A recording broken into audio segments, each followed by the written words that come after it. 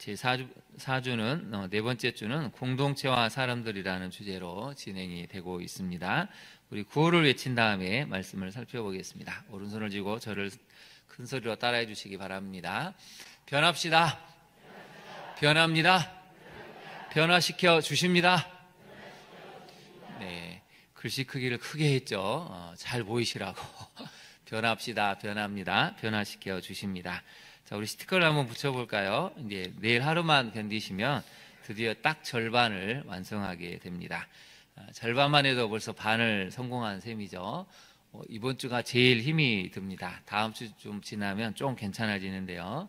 이번 한 주간까지 좀 끝까지 힘내시는 우리 성도님들이 되시기를 바랍니다. 자, 오늘 본문을 먼저 살펴보고 교재로 들어가 보도록 하겠습니다. 초대교회 모습이 나와 있죠.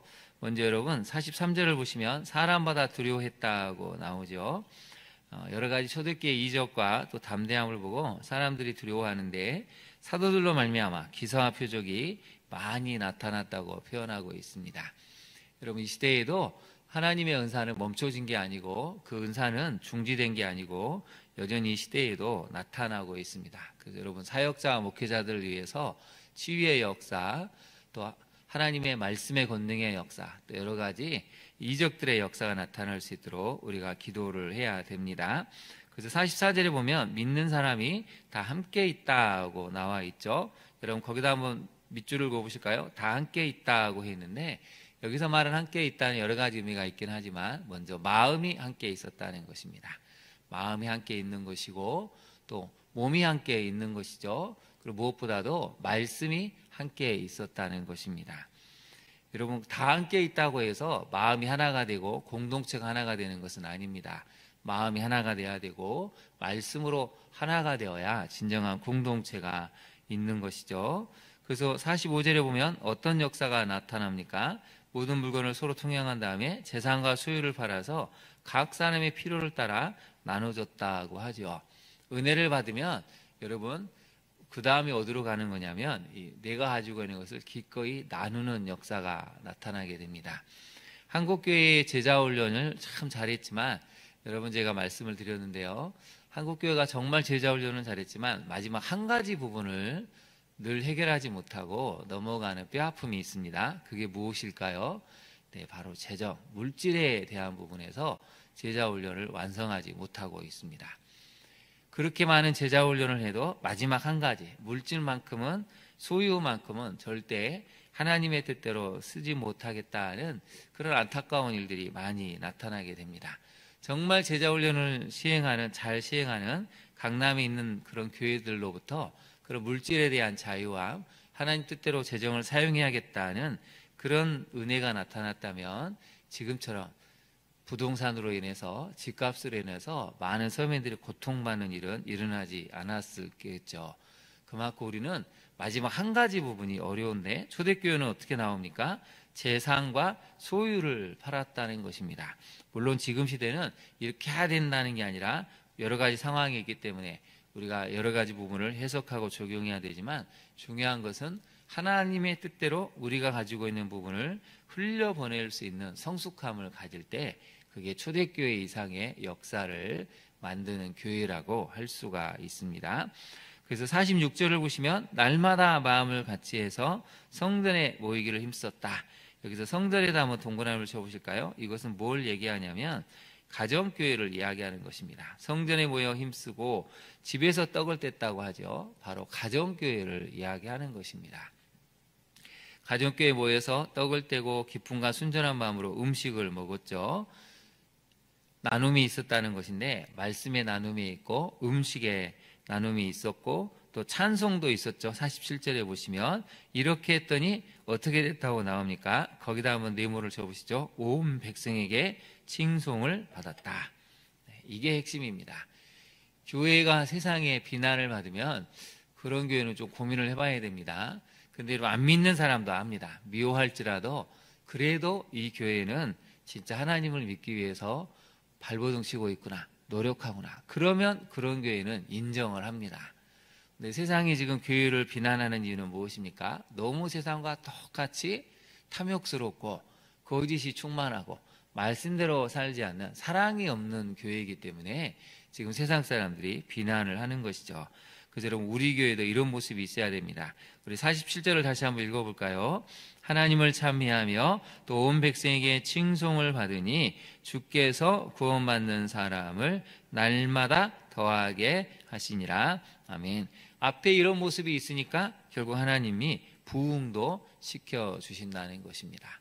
전혀 칭찬받을 구석이 없는데 하나님이 부흥시켜 주시기는 어려운 것이죠. 그래서 여러분 우리가 이번 주에 공동체에 대해서 살펴보고 있는데요, 오늘 말씀을 통해서 우리는 그러면 어떤 교회 공동체를 만들어야 되는가, 이 말씀을 묵상하시고 큰 은혜 받으시기를 바랍니다. 이제 교재로 들어가 볼까요? 19쪽입니다. 교재를 살펴보겠습니다. 오순절 성령 강림이요 사도들의 말씀 선포와 이적으로 인해 믿는 자의 수가 3,000명, 5,000명이 될 정도로 폭발적으로 늘어납니다. 이러한 놀라운 부흥을 통해 초대교회는 초기부터 강력한 성령의 임재와 말씀의 능력, 기도의 권능을 통해 이적이 나타납니다. 무엇보다 초대교회는 강력한 신앙의 공동체를 이루었다는 점에 특별한 의미가 있는데 어떤 공동체였습니까? 거기다 한번 네모를 쳐보실까요? 강력한 신앙의 공동체. 이게 굉장히 중요합니다. 강력한 신앙의 공동체가 되는데 강력한 미움의 공동체가 되면, 탐욕의 공동체가 되면 이건 문제가 아주 크죠. 세 가지를 살펴보겠습니다. 첫 번째, 말씀과 기도로 모인 공동체였습니다. 강력한 신앙의 공동체를 이루려면 첫 번째로 말씀과 기도로 모여야 한다는 것이죠. 많은 사람들이 동아리 모임처럼 합니다. 그저 비슷한 사람들끼리 모여서 교제하고 세상적인 교제를 하면 그건 말씀과 기도로 모인 공동체가 아니죠. 예수님께서 공생의 기간 동안 행하신 오병이어와 칠병이어를 경험한 무리들은 기적을 통해 하나님을 진실이 만나고 메시아이신 주님을 따르겠다고 결단하지 않고 오직 기적만을 쫓는 모습을 보입니다. 말씀을 듣고 순종하기보다 이적에 집착하다 보니 결국에는 주님을 십자가에 못 박으라고 소리 지르는 악한 모습을 드러냈습니다. 그러나 초대교회 성도들은 이적에 주목하기보다 먼저 말씀과 기도로 모인 공동체였습니다. 그 다음 밑줄을 그어보실까요? 이적에 주목하기보다 먼저 말씀과 기도로 모였다는 것이죠. 우리가 많은 간증 중에 그런 간증 듣지 않습니까? 남편이 죽을 병에 걸려서 아내가 간절히 기도해서 남편이 나았습니다. 그랬더니 낫자마자 다시 세상으로 갔다고, 그래서 후회가 된다고 그런 간증을 저도 들은 적이 있는데요. 말씀이 들어가지 않으면, 말씀을 경험한 이적이 아니면 다시 사람들은 죄를 짓게 되고 세상으로 나가게 된다는 것이죠. 그래서 여러분 우리는 이적에 주목하기보다 먼저 말씀과 기도로 모인 공동체가 돼야 됩니다. 거기다 한번 동그라미를 쳐보실까요? 먼저라는 단어죠. 먼저 말씀과 기도로 모여야 합니다. 그렇게 더욱 하나가 되고 하나님께서 큰 이적을 베푸심을 초대교회 공동체는 경험하게 되었습니다. 적용을 한번 해보겠습니다. 여러분 제가 읽을 때 한번 큰 소리로 답을 해보십시오. 우리 교회는 말씀과 기도로 모인 공동체입니까? 네. 여러분 우리 교회만큼은 말씀과 기도로 모인 공동체가 돼야 됩니다. 그럴 때 하나님이 역사하시는 것이죠. 두 번째를 살펴보겠습니다. 둘째, 말씀과 기도로 한 마음 한 뜻이 되는 공동체를 이루었습니다. 성경을 부지런히 읽고 기도를 많이 하는 공동체일수록 하나가 되는 특성이 나타납니다. 그런데 한국교회는 어찌된 일인지 기도를 열심히 하고 성경을 많이 읽었다고 하는 사람들이 오히려 교회를 시끄럽게 하고 분열을 일으키는 경우가 많습니다. 다툼과 갈등은 어느 공동체나 있기 마련이지만 이미 주 안에서 한 마음 한 뜻이 되었기 때문에 쉽게 문제를 해결하는 것이 정상입니다. 그러나 해결 과정에서 하나 되지 못했다면 성령 하나님께서 개입하기 어려울 정도로 분열되고 찢겨진 상태입니다. 올바로 기도하고 제대로 말씀을 읽었다면 어떤 상황에서도 공동체는 하나됨을 유지합니다. 거기다 한번 밑줄을 그어보실까요? 올바로 기도하고 제대로 말씀을 읽었다면. 그래서 한국교회의 안타까운 점은 기도를 많이 한다고 하는 분들이, 또 성경을 많이 안다고 하는 분들이 의외로 완고하고 고집이 세고 내 말을 들으라고 아주 큰 소리 치는 경우가 많습니다. 물론 우리 교회는 그런 분이 없으신데 의외로 많은 교회에서 그런 분들 때문에 교회가 힘들죠. 올바로 기도하고 제대로 말씀을 읽었다면 우리는 겸손하게 되고 어떤 상황에서도 공동체는 하나됨을 유지할 수 있습니다. 적용을 한번 해볼까요? 올바로 말씀을 읽고 기도하기에 교회는 온전히 하나 되고 있습니까? 새벽기도에 나오신 분들을 통해서 하나됨이 유지되는 우리 교회가 되기를 바랍니다. 그럴 때 하나님이 역사하시고 복을 주신다는 것이죠. 세 번째로 살펴보겠습니다. 말씀과 기도가 뿌리를 내리니 교제와 나눔이 풍성한 공동체를 이루었습니다. 여러분, 이게 핵심입니다. 말씀과 기도가 먼저 뭘 해야 된다고요? 뿌리를 내려야 됩니다. 거기다 한번 별표를 해보시죠. 뿌리를 내려야 된다. 10년, 20년, 30년 신앙생활에도 말씀과 기도가 뿌리가 없으니까 여전히 기도를 못하고 기도를 두려워하고 여전히 성경을 한 번도 안 읽은 분들이 의외로 많습니다. 여러분, 뿌리가 내려야 그 뿌리 대신 예수 그리스도로부터 공급이 되지 않겠습니까? 뿌리가 약하니까 바람이 불면 휙 넘어가고 휙 넘어가는 걸 10년, 20년, 30년 하고 있다면 우리는 다시 한번 돌아봐야 한다는 것이죠. 말씀과 기도가 뿌리를 내리니까 그 다음의 결과는 교제와 나눔이 풍성해지는 공동체를 이루었다는 것이죠. 초대교회의 가장 큰 특징은 강력한 기도와 말씀 가운데 성김과 교제가 풍성했다는 것이죠. 거기다 밑줄을 보실까요? 강력한 기도와 말씀 가운데 성김과 교제가 풍성했다는 것입니다. 여러분, 순서가 바뀌면 공동체는 항상 무너집니다. 강력한 말씀과 기도가 없는데 교제가 있고 그 안에서 나눔이 있고 성김이 있어서 좋아요 하지만 뜻밖의 어떤 문제가 생기면 그냥 무너집니다. 어떻게 무너지냐면 각자 자기 생각이 옳은 대로 내 말이 옳다고 싸우고 다투다가 교회가 2개로 무너지고 3개로 무너지는 그런 안타까움이 있는 것이죠. 매일 함께 모여 기도하고 떡을 떼는 교제에 힘썼고 더 나아가 재산과 소유를 팔아서 필요한 사람들에게 나누어 주었습니다.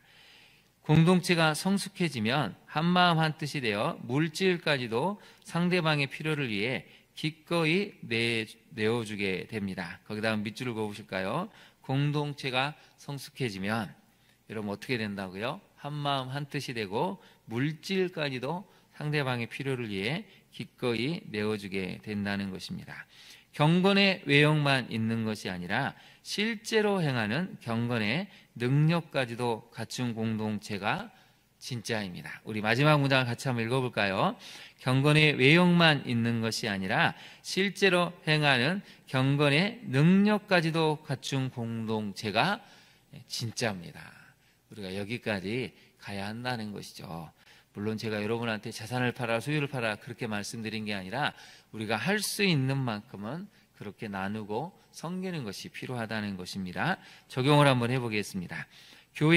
우리 교회는 교제와 나눔이 풍성한 공동체를 이루고 있습니까? 이런 말씀과 기도가 뿌리를 내려서 교제와 나눔이 풍성한 공동체인지 살펴봐야 되겠습니다. 여러분, 오늘의 이 메시지를 잘 기억하시고 우리 3가지를 복습하고 맞춰보도록 하겠습니다. 하나하나 읽어볼까요? 첫째 같이 한번 읽어보겠습니다. 말씀과 기도로 모인 공동체였습니다.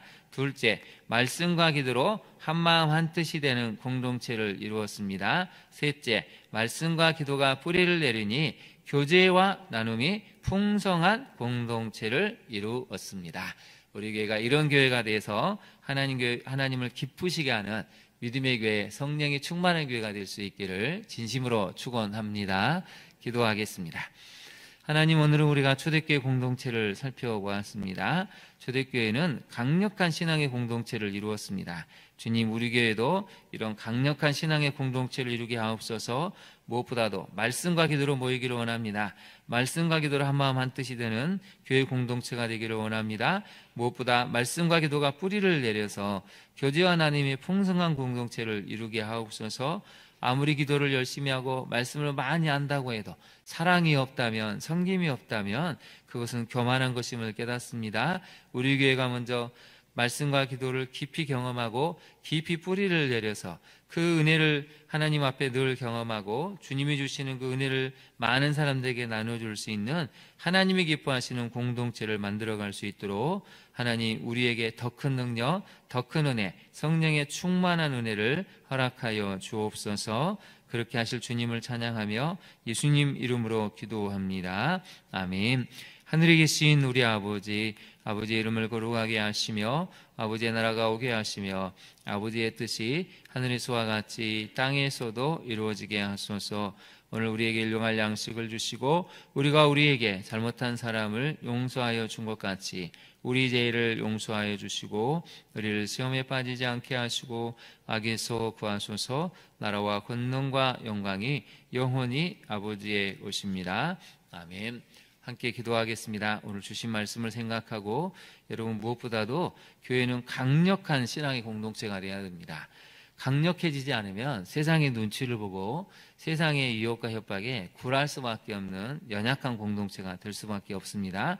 하나님 우리가 강력한 공동체가 될 수 있도록 말씀과 기도를 주시라고 말씀과 기도의 뿌리를 내려서 한마음 한뜻이 되게 해달라고 무엇보다도 교제와 나눔의 풍성한 공동체가 되어서 믿지 않은 사람들조차 칭찬하여서 하나님이 점점 더 우리 교회를 부흥케 하시는 우리 광양중앙교회 한국교회가 되게 해달라고 기도해 주시기를 바랍니다. 아직 헌법재판소의 판결이 나오지 않아서 많은 사람들이 힘들어가고 있습니다. 지쳐가고 있는 것 같은데요. 그래도 여러분은 끝까지 에스더의 마음을 가지고 기도해야 됩니다. 올바르고 정의로운 공정과 상식에 기초한 바른 판결이 빨리 나와서 이 나라가 속히 안정될 수 있게 해달라고 우리 주님의 이름을 3번 부른 다음에 기도하도록 하겠습니다. 주여 주여 주여